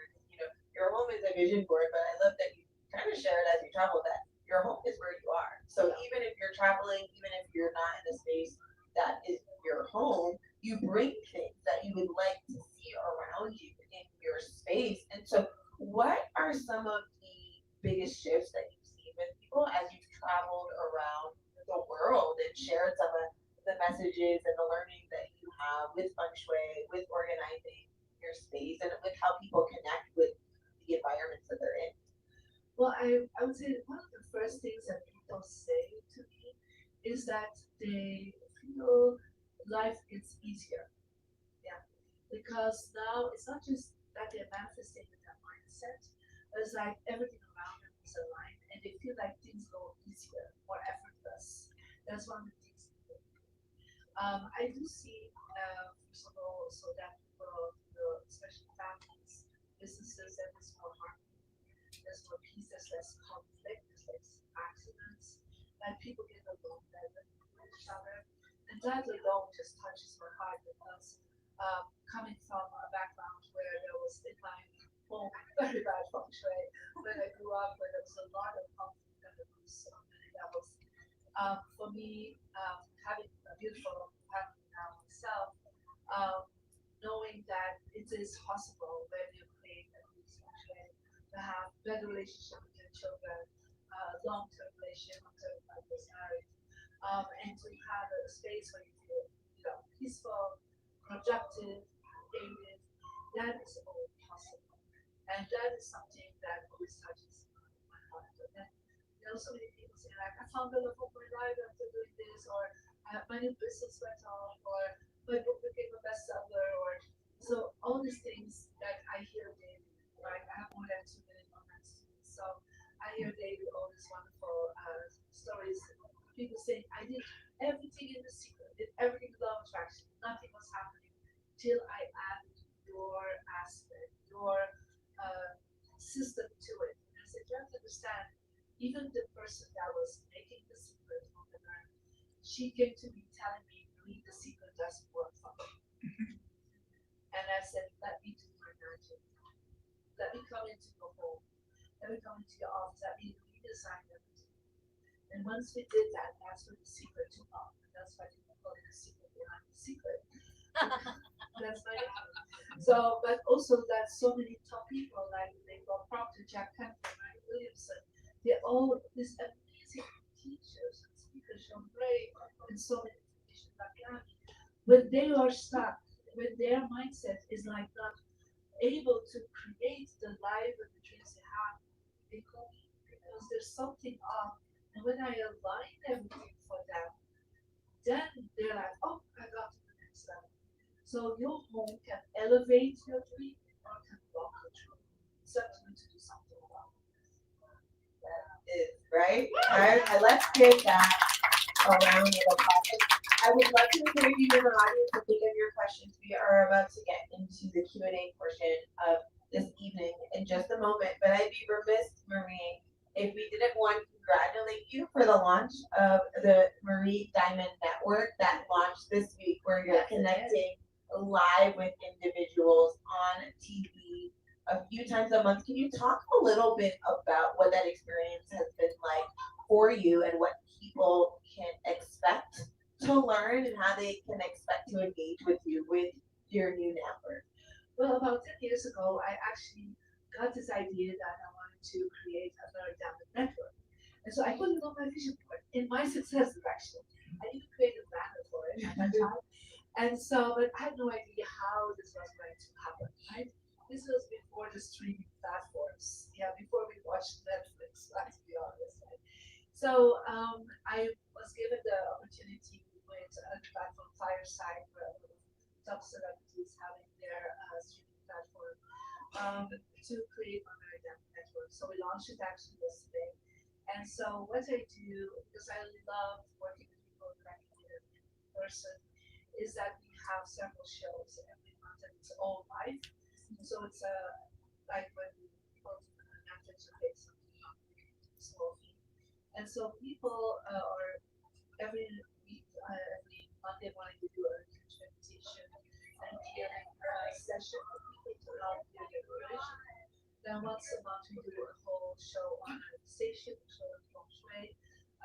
We have guests also coming in. We do a whole heart-to-heart show where I do literally people come in and I do very quick things as part of my ability to see energy and to meet the vibration and to answer the questions. And so it is live, so it's a beautiful experience. We started yesterday with a bang, so I'm very happy for it.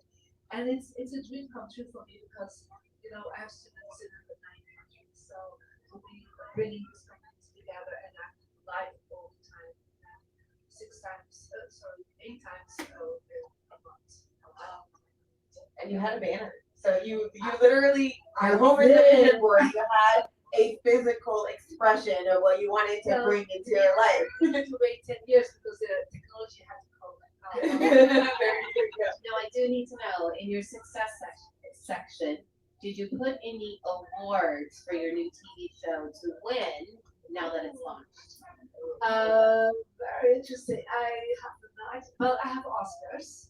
Okay. I have an Emmy, a fake Emmy. I have They're really good. right? Yeah. But I do have in my relationship action, I do have my Hall of Fame from Los Angeles Tribune, and of course, in my success section, I have the label of the Los Angeles. Amazing. Well, we know that you've traveled here to be with Marie, so I'd love to open it up for audience questions. I'd love to start with you right here. Do you have a question for Marie? Yeah. Okay, well, the first thing that comes to mind is I live in an apartment and there is some other tenants that are on there that are causing some issues. So every time I go home, I'm like, ugh, I'm home. What would be the first thing that you would recommend, other than moving, because I'm not doing that at this time? Is there something that you would recommend other than walking in and going, I'm grateful to have a place to stay? So repeat that loud so the online community can hear it. So she lives in an apartment, and the neighbors are not always the most pleasant people around her. She can't move really. So is there anything else she can do energetically? Living in that space, because now she comes into the home, she's like, oh, I come back to that space. So, first of all, what you can do is actually work on crystals. Yeah. You can work with white quartz crystal or obsidian. Yeah. And really, the area where the neighbors are the most difficult. Yeah. On that area, always when you work with crystals, wash your crystals with lavender soap or sea salt water. You have to clear the energy because you don't know where the crystals have been. And then activate it outside in the sun, not the full moon. Yeah, we in Feng Shui we work with the sunlight. Okay. And so you activate it and then you take the crystal and put intention in it. An intention of protection, for example. And then you put it in the area like where the people are. Some of you would say, well, it's always above me. But then literally hang the crystals on the ceiling in the corners. Yeah. So that's something that will keep us safe very well. So I will do that. Wonderful, thank you so much. Any other questions here for Marie? Renee? Okay, great. I can say when I travel, I like to bring my favorite, maybe my rug or my favorite blanket, and I put it over the hotel what they have. My favorite candle. I bring more than one candle. So I try to make it my own because I travel a lot too. So I don't know if you think of that. So I'm just going to repeat. So lady travels a lot, and she always brings her like a favorite blanket, a favorite scented candle with her. I think that's a great idea because again, it feels more at home, right? I always have like my latest book that I'm brought out, or I bring some books that inspire me. So put things as much as you can, and I call the little travel kits that you make for yourself, and it can be the blanket, that can be your the stuffed animal that you really love. Some people love to travel with that, and so find just bring a little bit of your home with you on the travels. I want to say one more thing. Go for it. I went on a trip to Michigan. My dad brought me to Michigan, and we were in an Airbnb, and it was 100-year-old house, and the room they put me in was angels like weeping really sadly on gravestones. It was almost like haunted, and I told him I can't stay in this room. I'm not even going to sleep here. I am not going to sleep here. So I went through the son. She was staying in the Airbnb, and there was in a bedroom where there were like statues of angels like on the gravestone, like very weeping. So she couldn't stay there because you already experienced how the energy of the room had shifted because of these images. Yeah. So and that's why I always have some lavender mist with me to just spray the energy, take some things down. That's the first thing I always do when I come into an Airbnb. And sometimes in a hotel, like I cannot have that image above my headboard, right? So I take them off, or I have extra fabrics I put it over. Like my husband just arrived in Airbnb 2 days ago in the south of France as he's traveling with the kids, and I said it was an image of a sea landscape, like with dunes and water, and he come and shows me and said, "I need to take that down, don't I?" And I said, "Yes, you can, because you cannot have water above your headboard because you'll actually drown, right? And it's just the dunes. It's like it's kind of desert, you know, like there's sand above it. Like, what if you would lay under there? How would you feel, right? So many times, you know, when we go to play spaces like the Feng Shui, like it's like, okay, this will be taken down. This is going to be in the closet. So I take pictures before and then I can put it back in the right place. But it's just, if there's something that you don't like in the space, it is because it doesn't resonate with your vibration. Right. Yeah. Pay attention to that. Yeah. That is really good. We're gonna, for those of you that are tuning in live in our online audience, encourage you to ask our question. Our colleague here will ask it on your behalf. And so, for those of you that are here, what are other curiosities that you have around the spaces that you may be spending a lot of time in or traveling to? And I have a question that we didn't get a chance to ask earlier, Marie, but you were talking about, think about the spaces that you spend more than 5 hours in. For individuals that don't work from home, that work in a space that's outside of their home, that may be a shared space, right? Where it's not only them that is experiencing the space. How can they approach their interactions with their space, or how can they make their space liven it up a little bit for ways that serve them, but also don't detract from all the other people that may be sharing the space with them? Of course. So let's say you are in a shared space. Like I said, bring some essential oils with you or a spray that you feel like, oh, when I spray that, oh, I feel so at home. Could be cookies. I don't know what I'm feeling like. I just spray a little bit. I went to I remember my first company that I worked for as a lawyer. I went earlier than anybody else and I was spraying. Like just to have like a feeling of I feel good there, right? And then make sure you perhaps you have a desk, perhaps you are sitting somewhere, I don't know wherever it is. You can perhaps a book that inspires you for the moment, perhaps a picture of your family because you're working perhaps for your family. It can be bringing a little crystal that you really like that you place there. It doesn't have to be a lot, but something that is pleasant for you and that inspires you. Yeah. Like I said, it doesn't have to be that other people even notice what it is. I always say best feng shui is that people don't have an idea that it is feng shui. Yeah. So when people come in my home, they're like, oh my God, I love this here.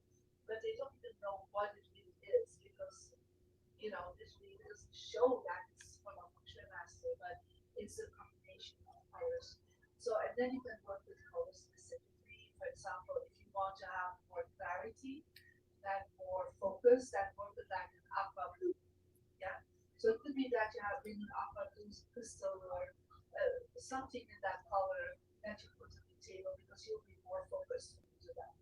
When you want more abundance, then you perhaps can have like purite, that's like a gold, fake gold crystal, or perhaps a gold candle you put there. So it doesn't have to be a lot, but your mind will get the message because of the colors and the vibrations. I love that too. What I'm really curious about is, have you ever had someone make a change in their room and then they just didn't resonate with it? Like changing out a color to the curtains and then they live with it for 6 months, but then they still don't love it. Well, I always give several options when I look at someone's home because, I will say, for example, that you need more earth energy. Earth energy can be beige, can be yellow, can be pink, can be orange. And I said, and we actually muscle test people's body to see if it's the right color for them. And that's one of the ways that I will know their body will say yes to it. Yeah. But also, like, these are the options, for example, I want more mental, hey, you can be white, you can be silver, you can be gold, you can be bronze, what do you like? And say, oh, I like more bronze. That's fine by me, as long as it is that kind of element. Yeah. So I try to really, I work with a lot of interior designers, so I always try to make sure the element is there, the energy is there, but still people need to love the space, right? It's their space, it's not mine only, right? It's their space. So I always try to find, and if they don't like it, and sometimes it's resistance also, right? I remember one of my best friends, I wanted to really help her, she was really in a mess. And I was like, let me do your feng shui. And so I changed everything. And I always say to people, leave it at least 9 days. Because 9 days is what you needed to change the chi, to create the energy. And because after 9 days, you will start feeling the shift in your mindset. Yeah. And of course, she was like, I think. And she was like, okay. So after 2 days, she shifted everything back to the old space, and her life is still as stagnant as before. So she had the possibility to get free advice from a Feng Shui master. And Well, you I'll take take it. Yeah. Well, I love that you actually mentioned that with the 9 days, right? Because it can be easy for someone to change something and be like, oh, it didn't work, let me change it back. But there is an integration process, is what you're It saying, is. that it, Yeah, it and I would requires say that. minimum 9 days to 9 weeks. Yeah. But most people, once they have changed that bed, once they have put something else, they don't change it back because they really feel it within their face. Like so many times people said, my God, I remember this woman, I came into her home and there was like literally at the entrance is her garbage bin. And I said, put that away, right? She had, in her bedroom, she had like a fridge, everything around her was like showing lack of abundance energy. And so we changed all that around and she said, what will be the result? I said, I don't know. I don't know what's stuck in your field, so I don't know how the person will respond back to it. And what happened is like the next day, she calls me and she said, Lee, I get this unexpected check in the mail for $4,000. And she said, I didn't even know that somebody would, give that to me. And I said, well, you put your garbage bin away. It could come. So it's like, and I was just talking to this afternoon to a podcast host, and he was like, I didn't believe anything of what you were sharing, but I did it, and I changed my desk around. And he said a week later, I got a notice that apparently I have outstanding money from the government. I was not aware of it. They were like, they had sent me mails, but I didn't even open the mails because I thought like, oh, this is another tax or something. It was actually he was $10,000 granted by the government, and he's like, I knew because I changed my desk. I had a different mindset. I was open for abundance, and I opened the envelope, and there were four other envelopes sent already to me that I never opened. So I didn't even know I had $10,000 waiting. Yeah. So it's like this whole change of vibration that is happening. Your home is now supporting you instead of, like I said, holding back. And so that is why Feng Shui and holistic coordinate space in a very simple way is actually creating very practical, easy steps that everybody can do. Yeah. Yeah, your home is co-creating and co-collaborating with students in what you would like to bring into your life. Yes, we have a question. Yes. Okay. For chronic anxiety, what are some of the most effective changes I can do to the room I spend the most time in? What changes can I make that would be the most effective for helping me soothe my chronic anxiety and move out of that phase? Okay, so the question is she is in a phase of anxiety and she wants to know what would be the best for her to do some practical tips to get easier out of that situation. First of all, always sit in a power position. Yeah, day and night. Literally, that means at night when you wake up, you see the door. Every moment you can, at your couch, at your dining room table, at your coffee shop that you're visiting, always face the power position because your energy will go literally from beta to alpha. And when beta vibration, our energy goes to the back of our head, and literally that's why we are anxious. We're thinking about the past.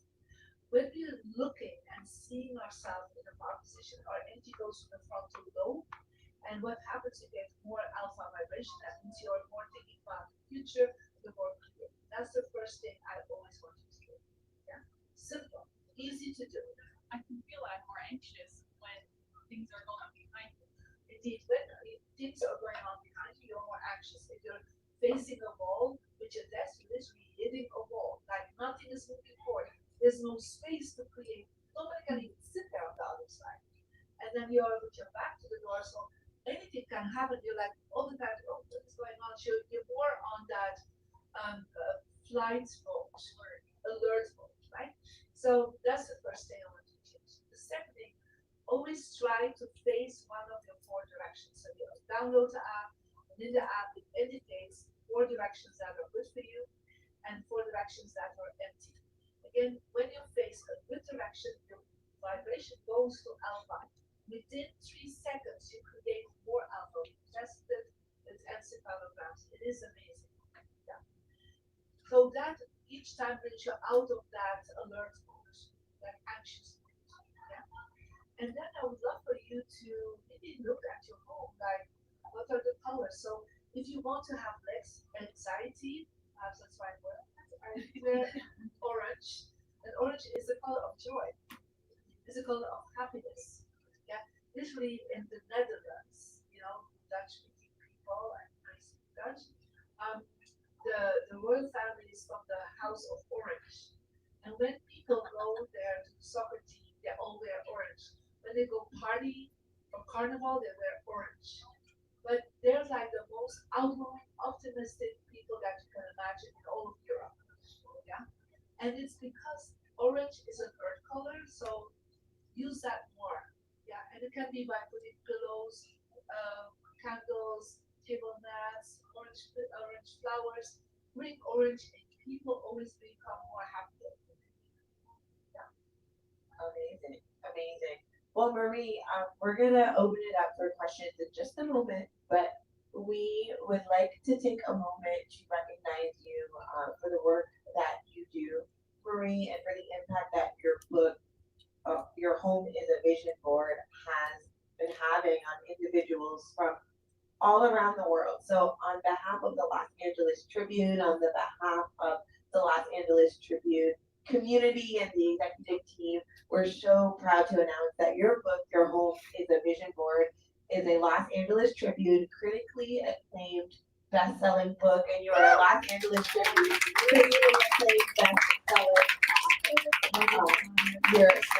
Your book, the Los Angeles Tribune critically acclaimed bestseller recognition is all about books and literary works of art that are culturally relevant, that have impact, and are really helping to expand the mindset of the communities that read them. And Your Home is a Vision Board is doing just that. It has had such a profound impact on individuals. Your work has. We heard the testimonials earlier today. You even heard it from Donna with that 200-pound amethyst that looks gorgeous, by the way, in her office. Everyone sees it on the Zoom call. Yes, it is It's beautiful. right there.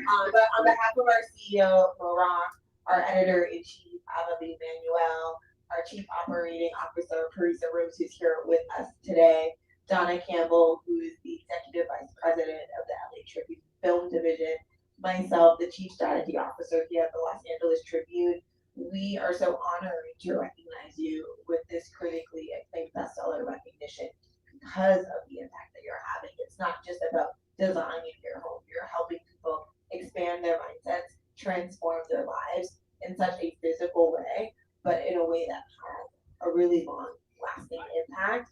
And so we just want to say we honor you and we recognize you and congratulations. Thank you. And this will go in my success Awards. awards in a golden frame. Thank you so much. And Marie, I know we're gonna have time to connect with those that are joining us here live. I know that there are many joining us from all around the world online, but would love for you to just hold space to share thoughts that have been on your mind, whether they're about your book, Your Home is a Vision Board, the launch of the Marie Diamond Network that you literally created in your space with a banner 10 years ago, or any of the other kind of conversations that you've been having with people. Would love for you to just share what is on your mind and heart to connect with our audience here today. Well, we are definitely in a time where we call that in Feng Shui a time of fire. And so that actually started in January last year. It's a 20-year cycle. And the time of fire is always a time of huge transformation, where usually sometimes things go into ashes, but the feelings will rise from it, and we have a space that goes into us, unfortunately, already this year. But fire also stands for purpose and passion.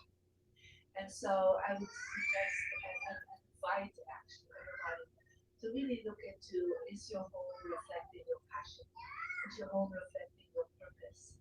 And if you don't have it yet, and you don't know what that purpose and passion is, I would say there are so many beautiful teachers and formats where people can help you to find your purpose and passion. And so this is the next 20 years. It's not about, okay, I'm going to perhaps do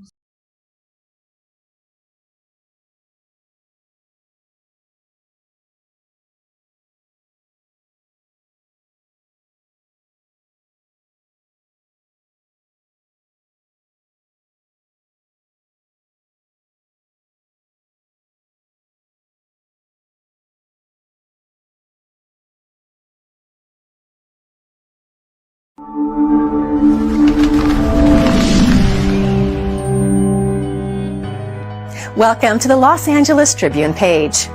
Here you will find original news programming, exclusive digital events, and shows that are directly from the community.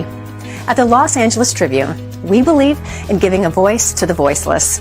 We are proud to be the only national brand to empower everyday people to make a difference. Since 1886, our reputation has been built on truth and responsibility. Thank you for watching and making a difference. For general inquiries, contact today.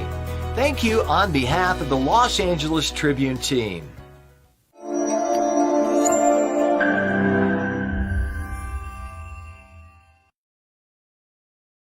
that is one night more than 500 people, and I always pray, show me the next step. And I think this can be the next step. It can be here tonight with wonderful ladies and all of you in person to share about my work. It could be,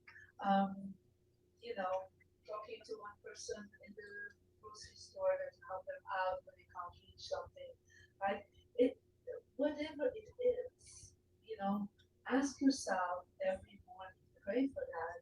Like, show me how I can fulfill my purpose. It's a simple question. And another question I ask myself every morning is, God, universe, show me how I can love more. Yeah. How can I love more myself? How can I love more others? And how can I spread more love? And if love is kindness, that's the same thing then for you. And we need to ask ourselves this intense questions, because that will help us to lead to purpose and passion and making an impact in the world. So I just invite you to find that out for yourself. And of course, you can look at the chaos and the situations that are going on in the world, but ultimately, you need to focus on you right now, not in an egoistic way, but in a way that what can I contribute in a positive way to my family, to my community, to the world. For some of you, it will be your family. For some of you, it will be your community. For others, it will be global. I don't know what it's going to be, but don't hold back. Don't hide. Just show up. So beautiful. Thank you so much for the show up. Well, Marie, it's been such a pleasure to be here with you today, to learn more about your work and to hear you speak more about your home as a vision board. For those of you that have joined us in person, there are copies of Marie's book that can be purchased here at the register, and she will be signing books today, which is such a marvelous treat. We encourage you to stick around, to connect with each other, to meet someone you didn't know. Yes, buy a few for your friends and family. Connect with someone that you don't know while you're here, and encourage you. The day is still young, right? So it is an act of kindness that you can share with the world. That it truly is a phenomenal book. If you haven't read it, I do encourage you, when you do read it, not if when you do read it, to read it in your home, because you're gonna actually want to move some things around. Don't read it on the plane, don't read it on your train, but to really sit in your space and also reflect about your space before you take action to move it. Let go and release what you're removing or adjusting in your space, and welcome what you're about to create with the shifts in the movement that you're doing, and really, nurture that experience. This is a movement to see your vision board in life, in 3D, in person. You're really shifting the way that people connect with their space, but also how they co-create in their life using their space to really be that partner. And so, Marie, we thank you for all the work you've done and all the work that you're going to continue to do. Thank you so much. Thank you, and thank you to Los Angeles Tribune for organizing this. It actually was on my vision board in the beginning of the year to speak and to do consignment in the Grove, Barnes and Noble. So thank you, Los Angeles Tribune, for making this. Wow. Thank you so much. Appreciate you all that have joined us here in person. Thank you so much. Amazing. All right. We're gonna let the book signing begin. And so for those of you that are looking for a book, as I shared a little bit earlier, the books are at the register. Encourage you to buy one for yourself, buy some for friends. I will be buying some for my friends. So my friends, if you're tuning in, maybe one of these books is here for you. But we appreciate you all for joining us here in person and online. And until we see you next time, thank you so much. Hello and welcome to the Los Angeles Tribune. Since 1886, our name has been a part of the world of journalism.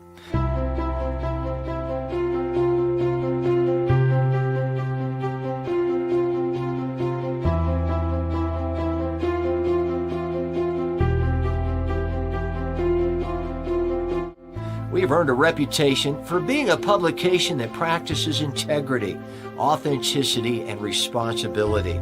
For general inquiries, contact today. Thank you on behalf of the Los Angeles Tribune team.